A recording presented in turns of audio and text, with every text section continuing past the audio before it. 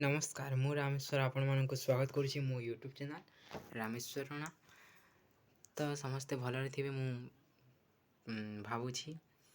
ଏହି ନୂଆ ବିଷୟଟି ହେଲା ମହାଶୀତଳ ଷଷ୍ଠୀର କୁଇଜ୍ ପ୍ରତିଯୋଗିତା। ଏହି ପ୍ରତିଯୋଗିତାରେ ସମସ୍ତେ ଭାଗ ନିଅନ୍ତୁ, କାରଣ ମୁଁ କେତେ 6ଟି ପ୍ରଶ୍ନ ପଚାରିବି। ସେଥିରୁ ଆପଣମାନେ ଦେଖିବା କେତେ ଭୋଲାନାଥଙ୍କର ଭକ୍ତ ଅଛନ୍ତି, କେମିତି ଆନ୍ସର୍ ଦେଉଛନ୍ତି। ତ କମେଣ୍ଟ ମାଧ୍ୟମରେ ସଠିକ୍ ଆନ୍ସର୍ଟି ଦିଅନ୍ତୁ, ମୁଁ ନିଶ୍ଚୟ ରିପ୍ଲାଏ ଦେବି। ତା ସହିତ ମୁଁ ଜାଣିବାକୁ ଚାହୁଁଛି ଯେ ମହାପ୍ରଭୁ ଶ୍ରୀ ଶିବଶଙ୍କରଙ୍କର କେତେ ଭକ୍ତ ଅଛନ୍ତି ଆମ ଓଡ଼ିଶାରେ।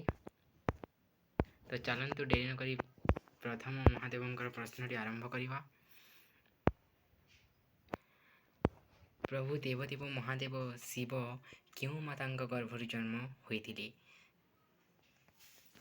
ଭଗବାନ ଶିବ କେଉଁ ମାତାଙ୍କ ଗର୍ଭରୁ ଜନ୍ମଗ୍ରହଣ କରିଥିଲେ? ପ୍ଲିଜ୍ କମେଣ୍ଟ ମାଧ୍ୟମରେ ଆନ୍ସର୍ ଦିଅନ୍ତୁ।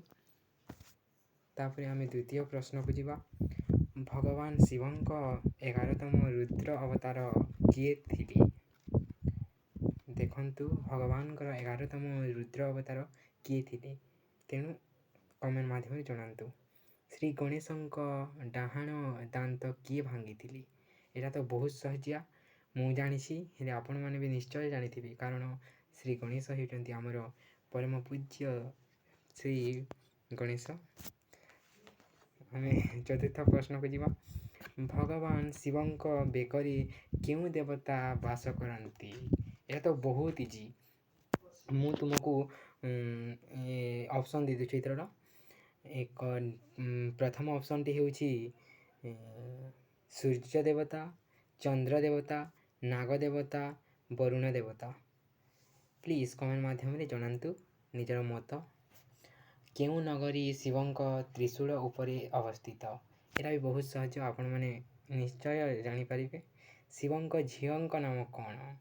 ଏଥିରେ ବି ଗୋଟେ ମୁଁ ଅପସନ୍ ଦେଇଦେଉଛି, କାରଣ ଆପଣମାନେ ହୁଏତ ଜାଣିନଥିବେ। ପ୍ରଥମଟି ହେଲା ଚଣ୍ଡୀ, ଦ୍ୱିତୀୟ ଅପସନ୍ ହେଲା ମେନକା, ତୃତୀୟ ହେଲା ଅଶୋକ ସୁନ୍ଦରୀ, ଚତୁର୍ଥ ହେଲା କାମିନୀ। ତ ଜଲ୍ଦି ଯାଆନ୍ତୁ କମେଣ୍ଟ ବକ୍ସରେ ଆନ୍ସର୍ କୁହନ୍ତୁ, ମୁଁ ନିଶ୍ଚୟ ରିପ୍ଲାଏ ଦେବି। ଆଉ କିଏ ବିଜେତା ହେଲି ମୁଁ ମୋର ଆଉ ଗୋଟିଏ ଭିଡ଼ିଓରେ କହିବି। ପ୍ଲିଜ୍, ଆଉ ଯଦି ଆପଣମାନେ ବି ଏମିତି ଭିଡ଼ିଓ ବନେଇଛନ୍ତି ତାହେଲେ କମେଣ୍ଟ କରନ୍ତୁ, ମୁଁ ନିଶ୍ଚୟ ଯାଇକି ଦେଖିବି। ତ ରହୁଛି, ନମସ୍କାର, ଜୟ ଜଗନ୍ନାଥ, ଜୟ ଭୋଳାନାଥ।